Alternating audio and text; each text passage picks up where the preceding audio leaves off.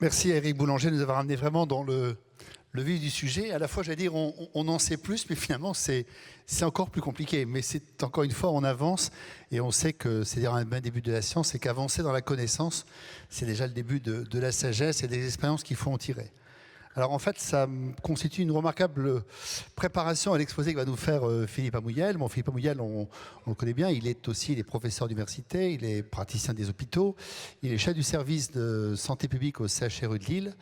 Il dirige un des plus gros laboratoires sur notre région, qui est le laboratoire qui travaille sur l'épidémiologie des maladies du vieillissement. Il a dirigé pendant plusieurs années l'Institut Pasteur de Lille, qu'il a maintenu à un haut niveau d'excellence dans le droit fil des directeurs précédents et du directeur actuel. Et puis, chacun connaît aussi ses travaux sur la maladie Alzheimer avec toute son équipe, ses responsabilités sur le plan national avec la Fondation Alzheimer, sur le plan européen, sur le rayonnement international. Mais ce soir, c'est surtout le professeur de santé publique, mais l'homme d'expérience sur ces questions-là, qui va essayer de répondre avec nous à cette question: peut-on prévenir le vieillissement ? Le vieillissement réussi, bien entendu, c'est celui-là dont on parle, et comment. Donc merci Philippe Amouyel de nous apporter quelques pistes. Merci, bonsoir. On va essayer de voir ensemble si on peut prévenir le vieillissement. Vous l'avez vu tout à l'heure avec mon ami Olivier et mon ami Eric, qu'il y a une augmentation de l'âge moyen au décès. C'est une bonne nouvelle. C'est cette fameuse courbe que vous venez de voir. Vous voyez qu'elle croît de manière continue. Le décalage, c'est les hommes et les femmes, mais surtout qu'il y a eu un certain nombre d'accidents qui sont en fait ces grands accidents, les guerres.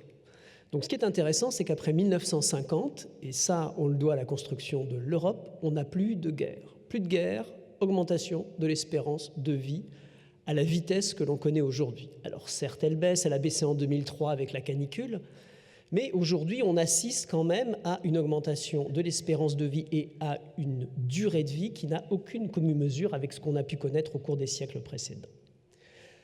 L'autre problème, et ça a été très bien illustré par Eric, c'est qu'il existe un certain nombre de maladies qui sont attachées à ce vieillissement. Quoi que l'on fasse, ils existent, et les principales, ce sont celles qui touchent le système nerveux. Vous avez la maladie d'Alzheimer, la maladie de Parkinson, vous avez les accidents vasculaires cérébraux, les attaques cérébrales, et vous voyez que, passé un certain âge, on assiste à une accélération de la fréquence de ces maladies.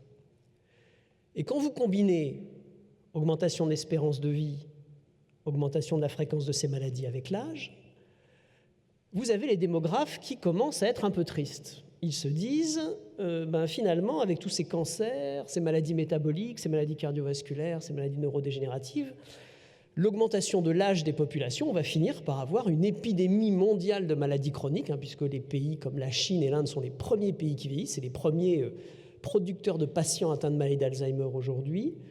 On va avoir ce qu'on appelle une pandémie. Et puis vous avez le démographe optimiste. C'est un démographe qui croit beaucoup en la médecine et qui se dit finalement les progrès de la médecine sont tels qu'on va finir par vaincre maladies cardiovasculaires, neurodégénératives, etc., etc.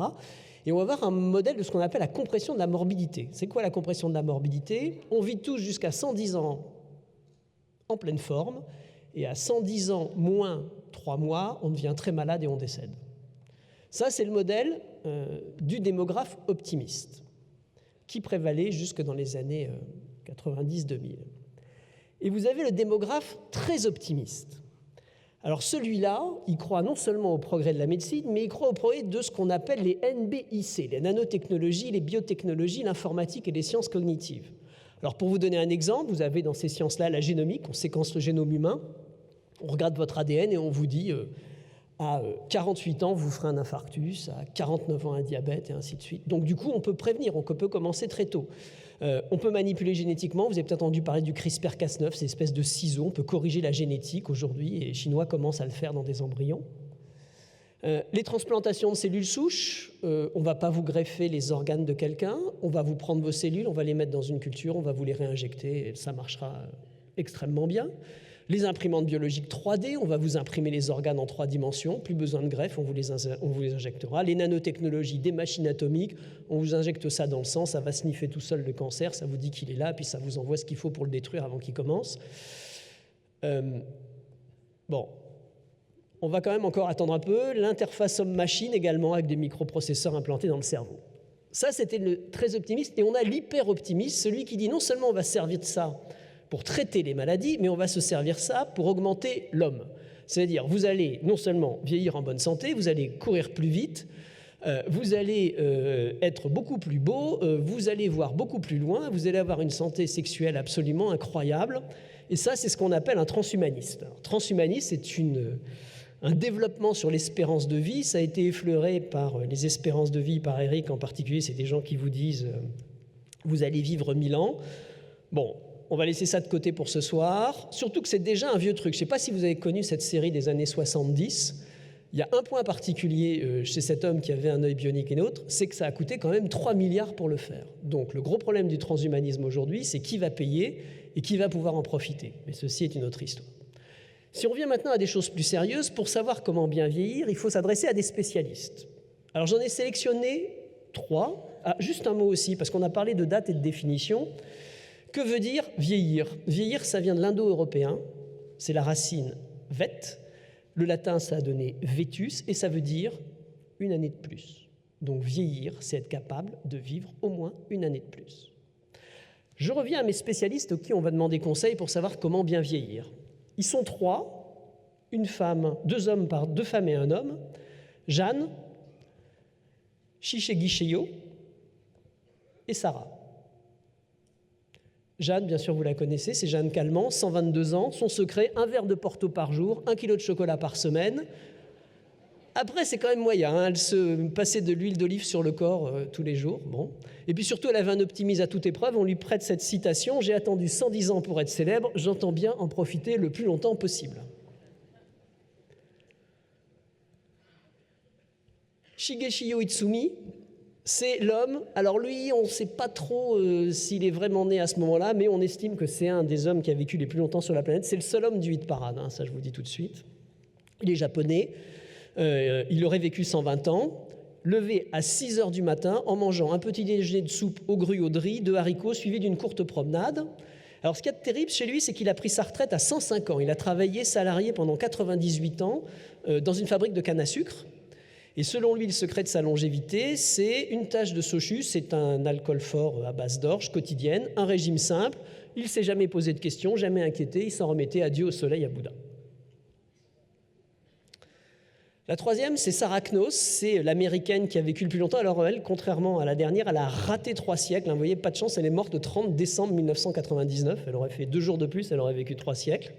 119 ans, c'était une femme élégante et raffinée, fan de golf. Alors son truc à elle, c'est elle grignotait toute la journée des tortues au chocolat, des noix de cajou et des chips.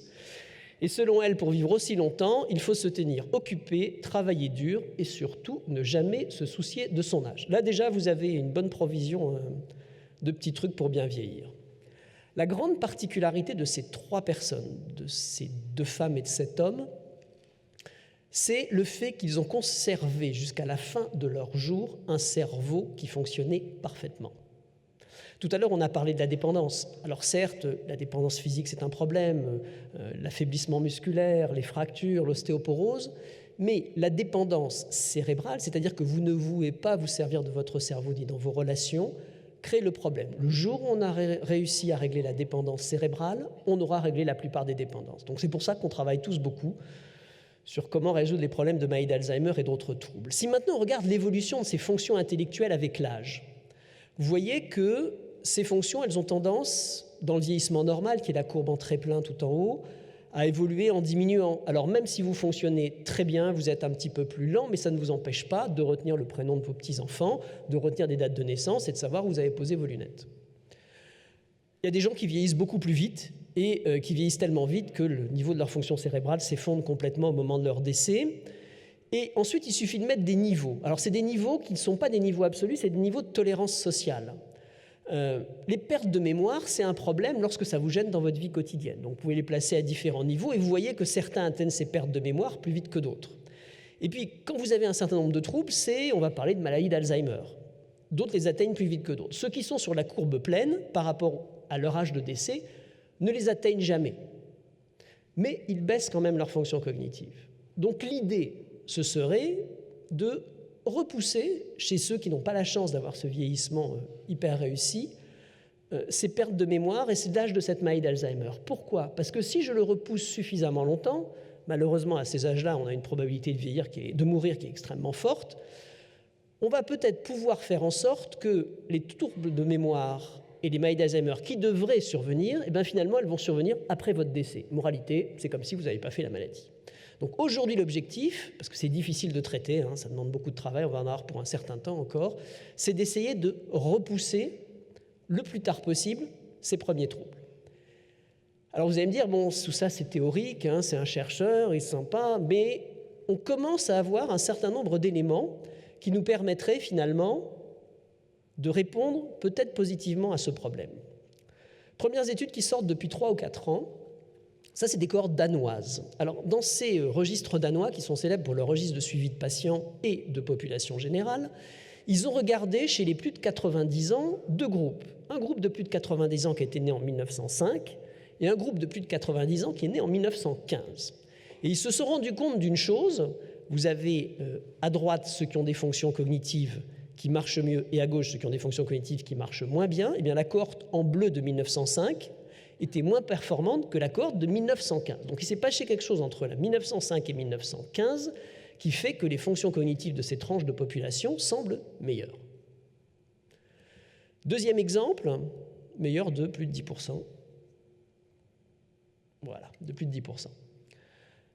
Deuxième exemple, une étude plus récente, et il y en a eu d'autres entre les deux, qui est une étude américaine qui s'appelle l'étude de Framingham. Alors c'est une étude qui est célèbre dans le monde parce que le fait de savoir que quand vous avez du mauvais cholestérol, votre risque de maladie cardiovasculaire augmente, il a été découvert dans cette étude. C'est une étude qui a commencé en 1948 dans un petit village près de Boston qui s'appelle Framingham.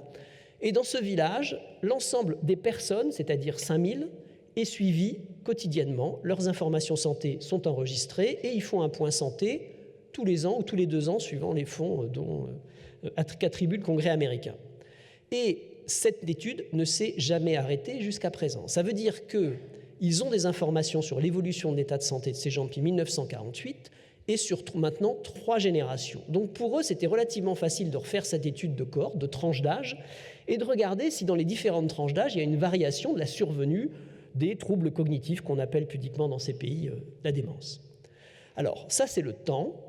Et en 1980, la cohorte de 1980, la fréquence de la maladie de la démence était de 3,6%.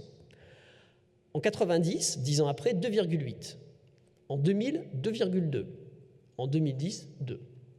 Donc objectivement, il semble exister naturellement une baisse de la fréquence de ces maladies. Donc par rapport à l'hypothèse que j'évoquais, ce n'est pas simplement un doux rêve, c'est possible puisque ça semble exister d'ores et déjà spontanément dans les populations.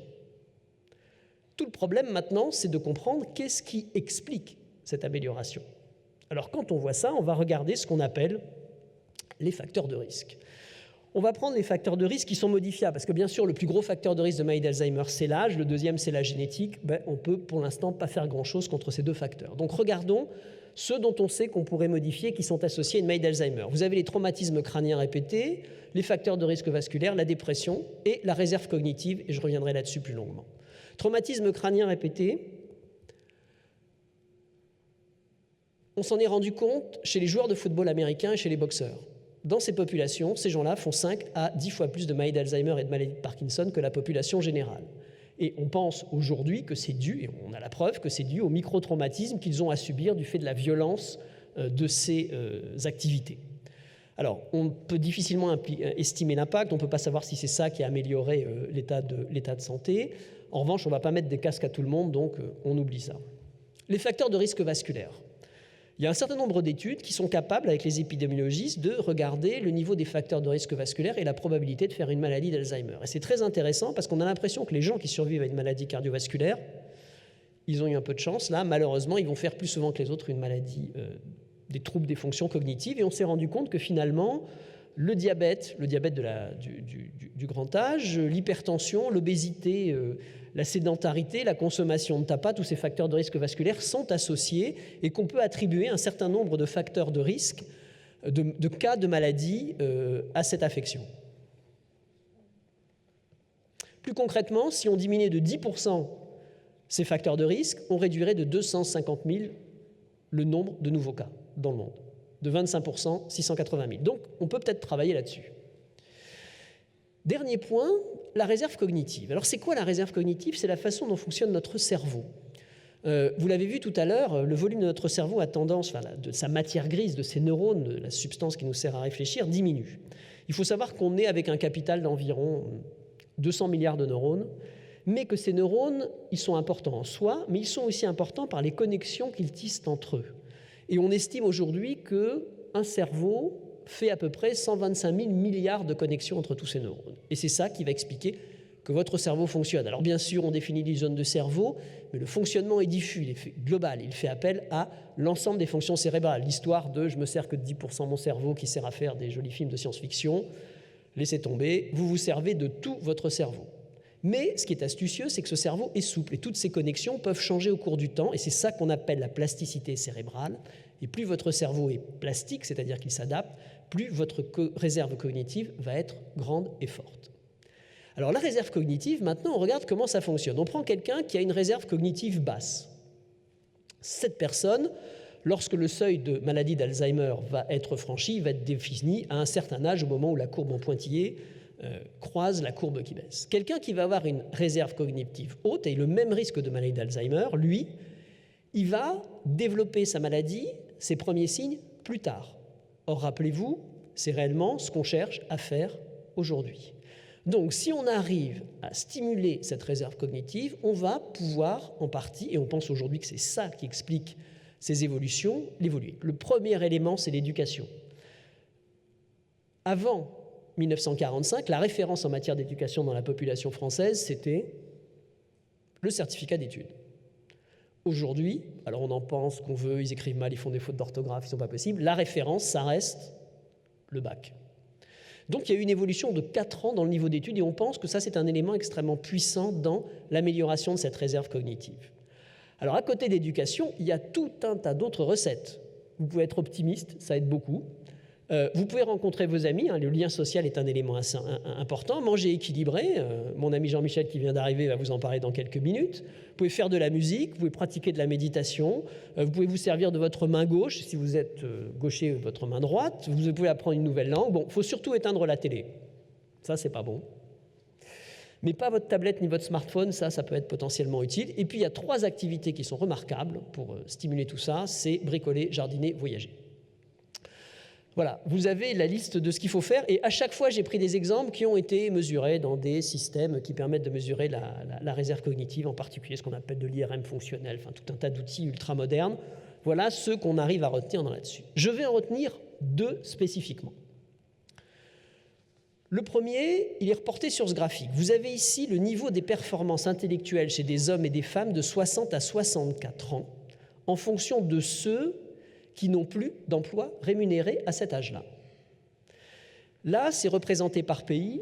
Oui, vous le voyez, c'est à peu près clair sur le graphique. Vous voyez qu'ici en bas, vous avez ceux qui ont relativement peu de travail rémunéré. À 60-64 ans, vous trouvez l'Espagne, l'Italie, la France, la Belgique, l'Autriche. Et ici, vous avez le niveau de score cognitif moyen. Vous voyez qu'il est relativement bas, contrairement à des pays où il y a beaucoup de gens qui continuent à travailler à cet âge-là, comme les États-Unis, la Suède, la Suisse, l'Angleterre, où les scores cognitifs sont meilleurs.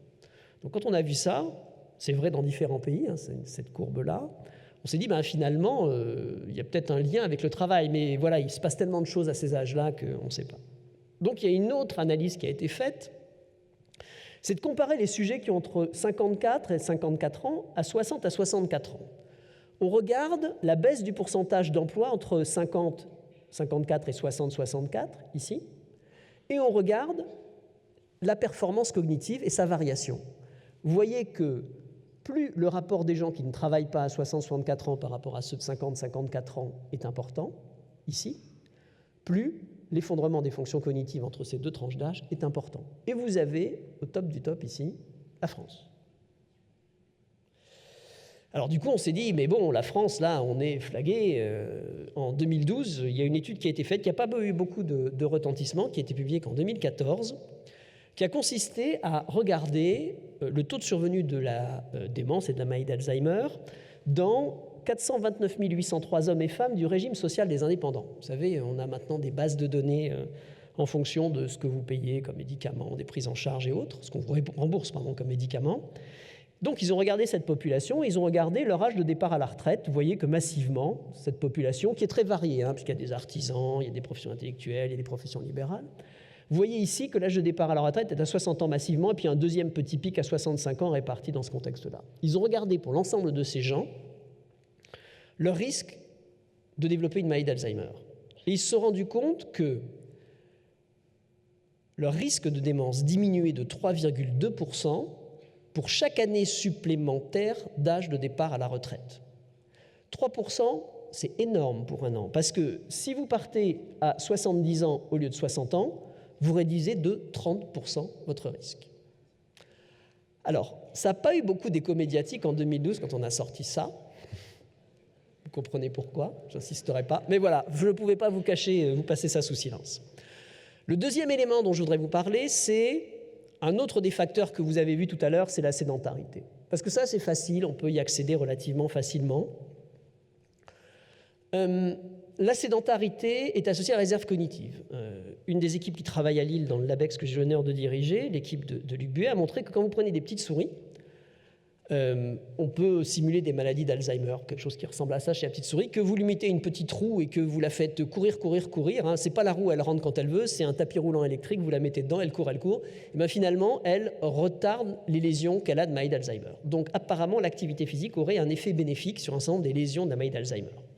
Donc du coup, la sédentarité, qui est souvent associée à la survenue de cette maladie, l'idée c'est de savoir qu'est-ce qu'on pourrait faire contre.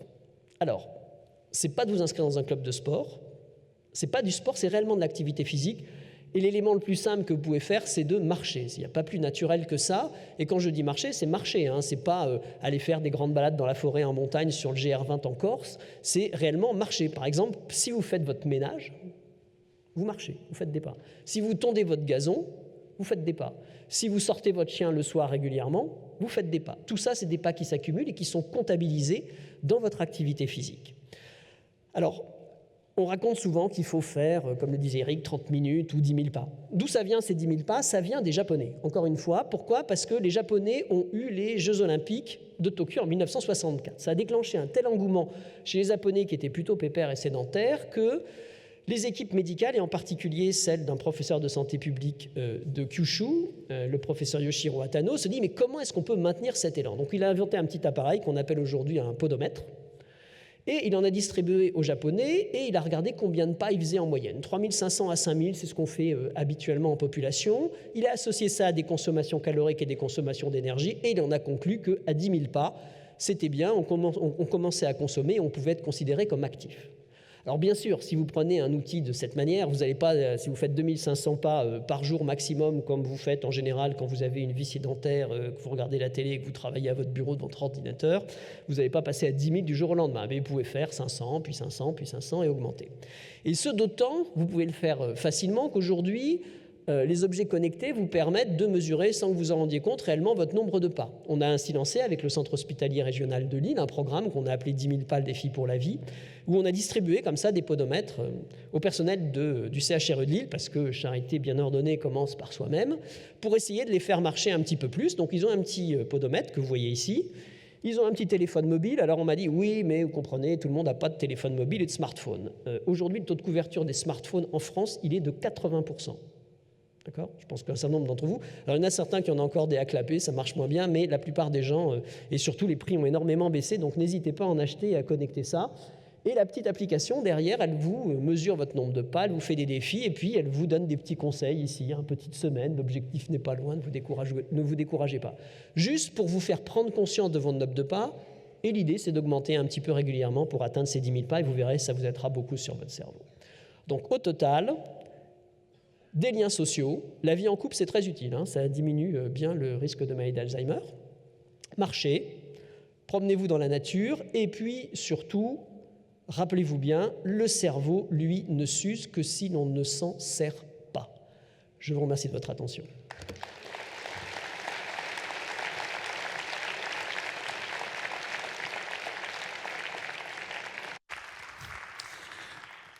Merci Philippe Amouyel, on avance. Au bon sens du mot, et on va donc faire nos pas. Effectivement, j'ai regardé mon propre appareil, je suis un petit peu en retard, je vais peut-être faire le tour de la salle un petit peu. Vous dire également justement que des hôtesses vont passer dans les allées si vous souhaitez poser des questions. Il va être difficile de donner la parole à la salle parce que d'une part, on souhaite finir à 20h, 18-20. D'autre part, nous sommes nombreux, donc ça risque d'être un petit peu compliqué. Ceci étant, si certains d'entre vous souhaitent faire préciser des points, les hôtesses vont passer, noter une petite question, ça nous reviendra ici et je les dispatcherai auprès de nos intervenants. Donc, on a vu qu'il fallait marcher, on a bien compris tout un ensemble de choses, on a vu les réserves cognitives, on a vu qu'il fallait travailler, mais on sait aussi qu'il faut s'intéresser au fait de manger et de bien manger. Donc, Jean-Michel Lessard nous a rejoint, il était un peu compliqué parce qu'il revenait de Marseille, il a pu, son avion a un peu de retard, il est arrivé, on est très heureux pour cela. Jean-Michel Lessard fait de formation endocrinologue, c'est un médecin nutritionniste qui intervient au CHRU de Lille, mais qui dirige à l'Institut Pasteur de Lille le département de nutrition. Il parcourt, il répond à beaucoup de sollicitations dans la presse, dans les médias, se déplace beaucoup pour porter une bonne parole, j'allais dire, concernant le bien manger et pour ce soir, pour bien vieillir. Vous verrez que c'est à la fois un médecin, bien sûr, comme c'est un humaniste, mais il a un jardin secret, vous verrez quel est son jardin secret.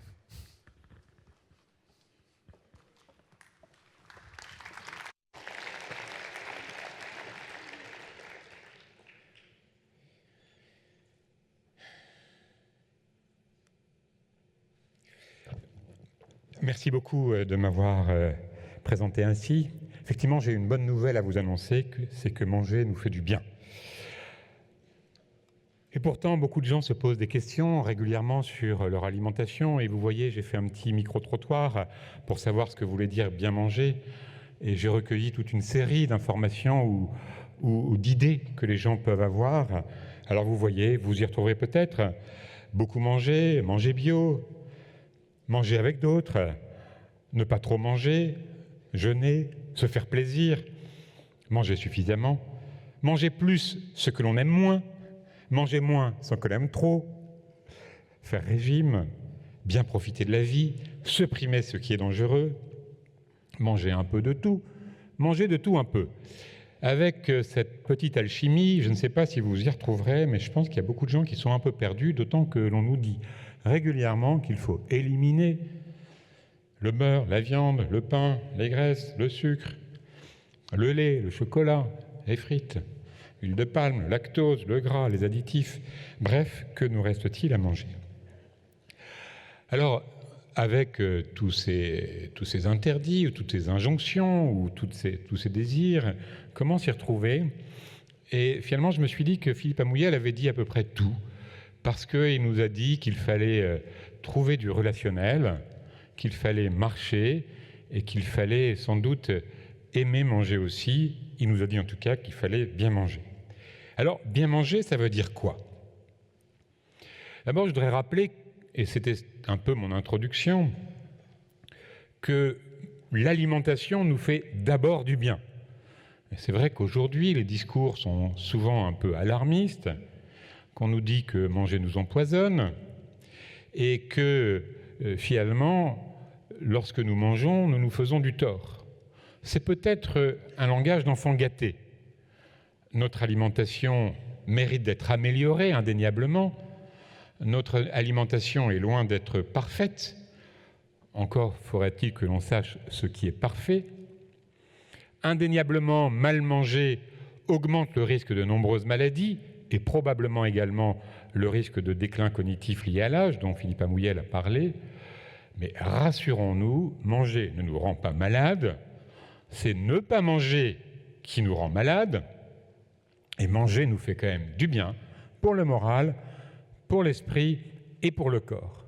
Alors essayons de voir un petit peu comment on peut essayer de concilier toutes ces fonctions de l'acte alimentaire, puisque je pense que vous serez d'accord avec moi, manger sert à nous nourrir, mais manger ne sert pas qu'à nous nourrir.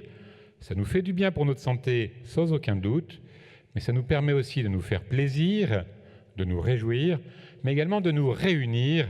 Voilà les trois fonctions de l'acte alimentaire, les trois fonctions d'un homme qui vit pleinement son humanité.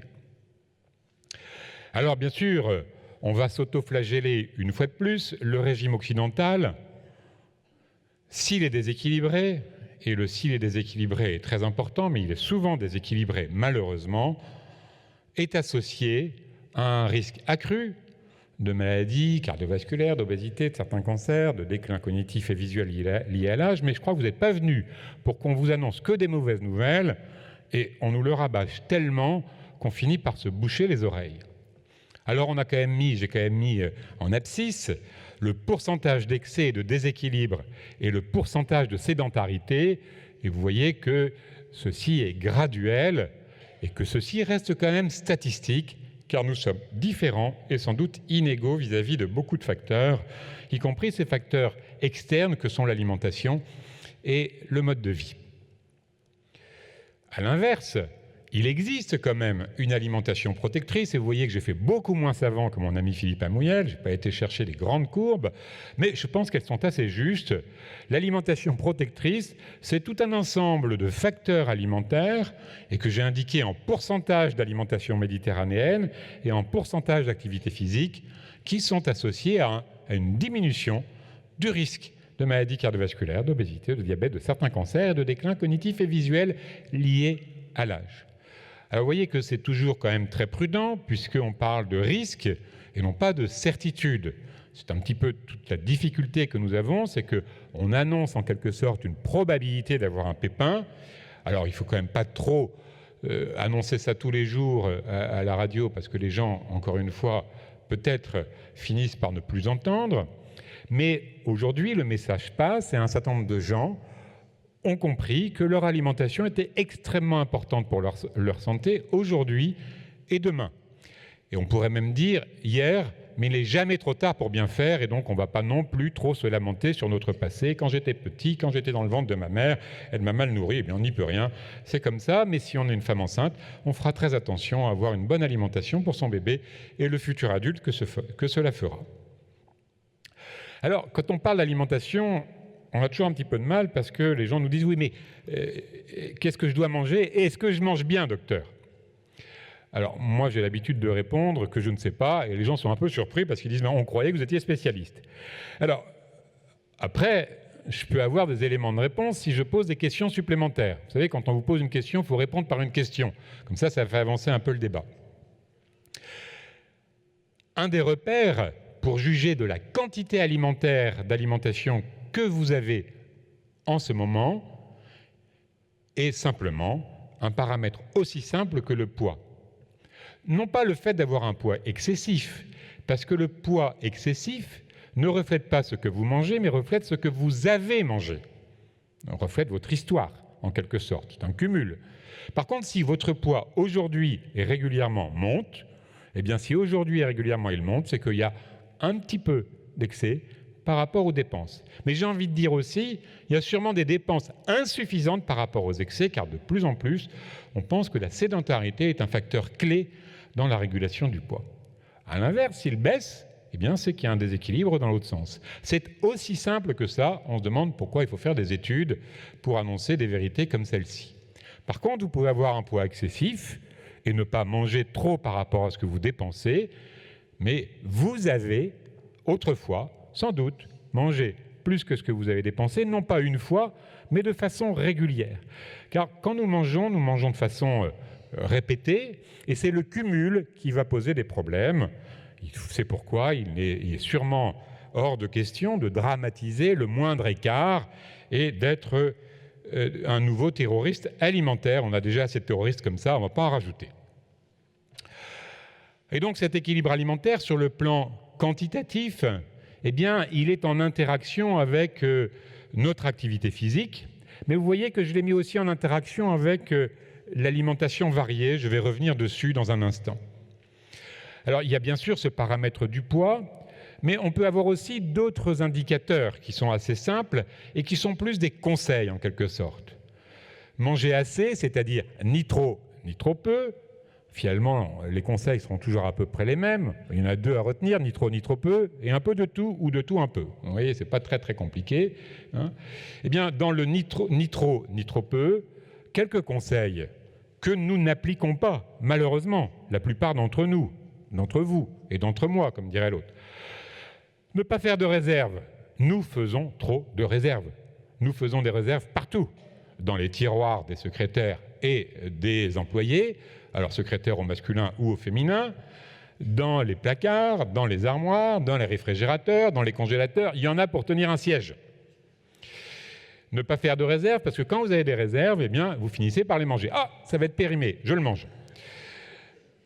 Je me rappelle un de mes patients qui m'avait dit « Docteur, vous m'avez donné des conseils, mais je commencerai après. » Je dis « Quoi? Pourquoi après ?» Il dit « Je viens d'acheter 50 glaces, donc je les finis, puis après je commence. » D'accord, bon, on n'est pas, c'est bien mal parti. Donc, ne pas faire trop de réserves. Nous avons peut-être peur de manquer, et en général, au plus les gens ont, au plus ils ont peur de manquer. Regardez les pauvres, ils ne font pas de réserve, eux, ils mangent tout. Et donc, ne pas faire de réserve, c'est un premier conseil. Deuxième conseil, savoir repérer la faim. J'ai faim ou bien je m'ennuie? Ah, ouais, peut-être que je m'ennuie. J'ai faim ou bien je suis énervé? Ouais, c'est peut-être que je suis énervé. Moi, avant d'arriver ici, j'étais un peu énervé, j'avais peur d'être en retard. J'ai mangé quand même, parce que j'ai toujours une tranche de pain dans ma poche gauche, tout le monde peut en témoigner, ma femme en premier, c'est bourré de miettes, parce que j'ai peur d'avoir faim, et quand je suis stressé, je mange mon pain. Mais moi, il y a une différence peut-être, c'est que ça ne me fait pas grossir, j'ai de la chance. Troisième conseil, manger avec plaisir. C'est très important, parce que quand le plaisir est atteint, eh bien, le plaisir nous permet de nous sentir satisfaits. Et quand la satisfaction est atteinte, eh bien, on arrête de manger. Et donc, le manger avec plaisir est un élément régulateur et modulateur de notre prise alimentaire. Alors, vous allez dire, oui, mais moi, quand je mange, j'ai toujours avec beaucoup de plaisir et j'en mange de trop. Eh bien, justement, il faut savoir s'arrêter quand on est rassasié. Et dans nos pratiques de nutrition, nous apprenons de plus en plus aux gens à ressentir le moment où ils sont rassasiés, c'est-à-dire juste au moment avant que l'on ressentirait si on mangeait un petit peu plus. Et on le sent, quand on mange un petit peu plus, ah, j'ai mangé de trop, ah, trop tard, j'ai mangé de trop. Et donc, ça, c'est juste l'instant, au moment où il faut s'arrêter, avant de se ressentir trop plein.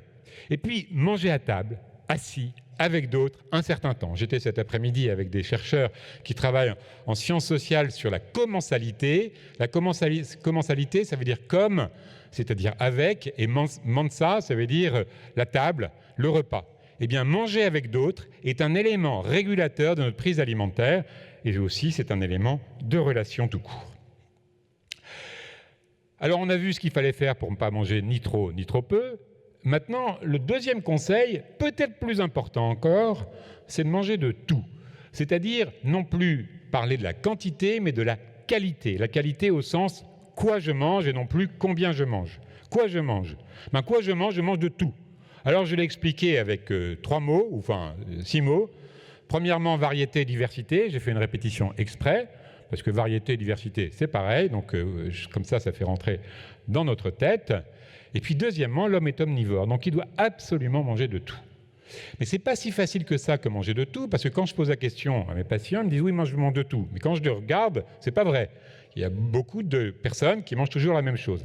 Un conseil ou un repère, par jour, vous devez manger 14 aliments différents. Si vous n'avez pas 14 aliments différents, 2 fois 7, si vous n'avez pas 14 aliments différents, et tous les jours différents, ou presque, enfin il faut qu'il y ait une base commune peut-être pour les aliments de base, mais 14 aliments différents, c'est un bon repère. L'homme est omnivore, il n'est pas granivore, il n'est pas herbivore, il n'est pas carnivore, il est omnivore. Et ça, c'est très important de le rappeler, il n'est même pas lactovore, sauf pendant 6 mois. En 6 mois, il est lactovore, puis après c'est terminé, c'est le sevrage, c'est la punition. Donc, manger de tout. Et ça, c'est un combat qui est de plus en plus difficile, car nous avons aujourd'hui de plus en plus de gens qui nous disent « oui, mais moi, j'ai supprimé ceci, cela, et je vous ai donné la liste tout à l'heure, qui est assez épouvantable. » Sauf allergie, sauf intolérance, ne rien supprimer. Alors évidemment, quand les gens ne mangent que 4 aliments différents par jour, il n'y a pas beaucoup de risque à ce que ça s'aggrave, parce que c'est déjà très mal parti. Mais ne rien supprimer veut dire que si vous avez une alimentation variée, vous êtes sur le bon chemin, il faut continuer. Mais pour cela, il faut commencer par manger de tout, je le disais, et apprendre à manger de tout. C'est tout le travail éducatif qu'il faut faire auprès des enfants. Et ça, c'est très important, et ça s'apprend dans les familles, et éventuellement, selon le principe de subsidiarité, dans les écoles, mais c'est les familles qui doivent s'en charger en premier. Et de tout, eh bien, la liste n'est pas du tout close, vous pouvez rajouter encore beaucoup plus d'aliments. J'en ai mis quelques-uns ici en exemple, mais tous sont bienvenus en fonction de notre culture. On veut nous faire manger des insectes, pourquoi pas? Bon, je ne suis pas ravi, je préfère manger des huîtres, mais il y a des gens qui n'aiment pas du tout les huîtres, et d'autres qui nous disent qu'il faut manger des termites. Moi, je préfère manger des escargots. Donc, vous voyez, il y a un aspect culturel aussi, et donc on peut avoir une grande ouverture d'esprit. Alors, vous voyez, la culture, eh bien, elle se retrouve un peu partout. C'est un petit Mickey que j'avais dessiné il y a quelques années. Je n'ai pas de droit d'auteur, mais il faudra que j'y pense un jour. C'est une assiette, et vous voyez au centre, vous avez cette assiette qui doit être remplie pour la moitié de légumes. Pas si facile que ça. En général, c'est l'inverse que nous faisons, c'est la moitié de la viande, et le reste, c'est féculent. Et les légumes, ils sont éjectés, ou bien ils servent de décoration. Et puis, vous voyez 2 petites oreilles au Mickey, des produits laitiers, des fruits, de l'eau, bien sûr, et puis du pain et des matières grasses. Il n'y a pas d'exclusion. Tout le monde est bienvenu sur l'équilibre alimentaire. Alors, on a dit aussi privilégier les aliments ou l'alimentation d'inspiration méditerranéenne, des aliments simples, complets, nature, sans être trop sectaire cependant, car la Méditerranée est large. Et vous voyez, j'ai mis toute une liste, et il y en a une qui est sympathique, c'est les légumes colorés. Au plus c'est coloré, au plus c'est varié, au plus vous êtes sûr que vous avez des tas de petites choses qui sont intéressantes. Il faut savoir que dans notre alimentation, il existe environ 50 000 composés différents. Donc vous voyez, on a de quoi avoir une grande diversité. Un peu de tout.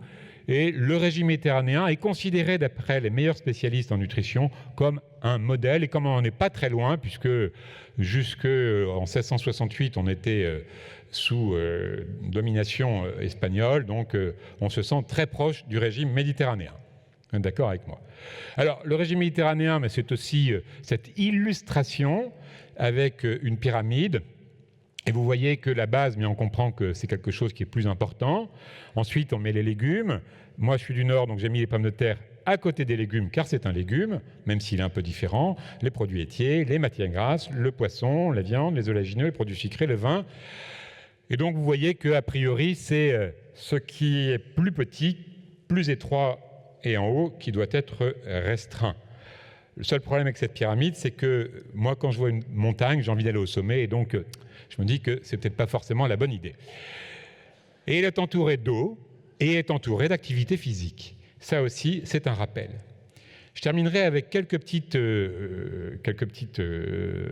repères. Redécouvrir les aliments, ça passe par, et j'étais ravi que Philippe Amouyel nous dise que pour notre cerveau c'était très bon, le jardinage, le fait de cuisiner, le fait de partager, savourer, déguster, apprécier. Finalement, on est dans la modération, et la modération, c'est sans doute, j'allais dire, l'expression de la sagesse qui doit être présente, ce qui ne veut pas dire qu'on ne peut pas se faire plaisir, mais en dégustant, en appréciant, en savourant. Et vous voyez que c'est une éducation alimentaire qui n'est pas très compliquée. On n'a pas parlé beaucoup de nutriments, de glucides, de lipides et de protéines. On a parlé de choses très simples. Je terminerai vraiment, c'est la dernière promis, plus longtemps. C'était le slogan, c'est le slogan que l'Institut Pasteur vous propose. Quel est le secret? Et vous savez qu'on cherche toujours à le découvrir. Mais finalement, on ne s'est pas mis de connivence, Philippe Amouyel et moi-même, mais rester actif, oui, avec la tête, oui, avec les jambes, oui. Et aussi, sans doute, avoir envie de vivre. Avoir envie de vivre, ça passe aussi par l'alimentation. Avoir envie de manger, c'est parce qu'on a envie de vivre qu'on a envie de manger. Manger avec d'autres, voilà aussi quelque chose qui est important et qui nous permet de créer des relations.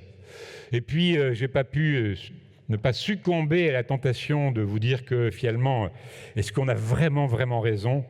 Vous avez vu comme moi dans la presse que Emma Morano, née en 1899 à 117 ans, doyenne actuelle de l'humanité, paraît-il, c'est un peu provocateur. Ça nous donne beaucoup d'humilité quand même. Elle se nourrissait, dit-elle, mais à moins qu'elle ait des troubles de mémoire, on ne sait jamais. Avec 3 œufs par jour, 2 crus et 1 cuit, un peu de viande, peu de fruits et de légumes et des biscuits. Oh là là, les nutritionnistes, qu'est-ce qu'ils vont dire après tout ça? Voilà, je vous remercie.